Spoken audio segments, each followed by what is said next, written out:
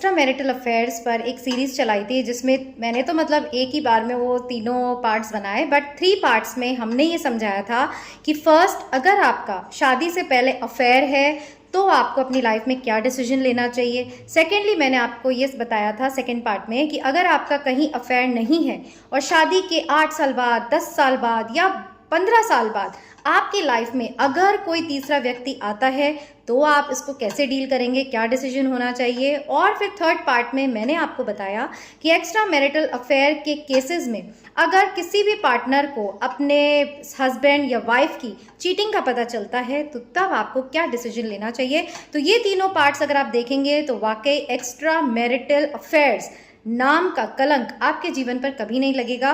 देखिए, होता क्या है, एक्स्ट्रा मैरिटल अफेयर्स को आप कभी भी जस्टिफाई नहीं कर सकते।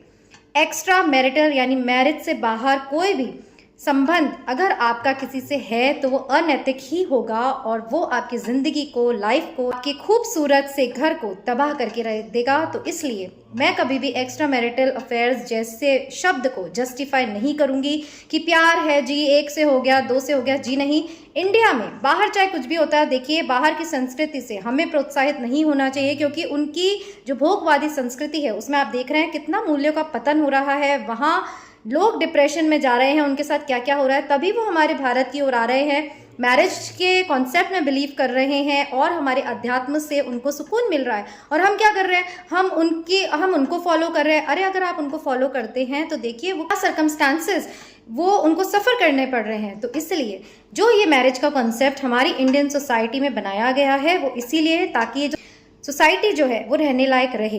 तो अभी हमने देखा था, मुस्कान का केस देखा था, आए दिन ऐसे केसेस आ रहे हैं जहाँ कल्पना के बाहर होती है कि एक पत्नी, जिसके लिए हमारे इंडियन सोसाइटी में कहते हैं जो पति होता है वो परमेश्वर का रूप होता है। आजकल नहीं, पहले की जो सभ्यता चली आ रही है उस अकॉर्डिंग बता रही हूँ, आजकल तो सब इक्वल्स हैं, पर फिर भी पत्नी को जिसे सौम्यता की मूर्ति कहा जाता है, वो जब ऐसे हथकंडे अपना अपना के अपने ही बेटर हाफ को इस तरह मौत के घाट उतार रही हैं, तो फिर एक बार सोचना ज़रूर बनता है कि हमारी गलती कहाँ हुई है, कहाँ हमारे मूल्यों का पतन हुआ है।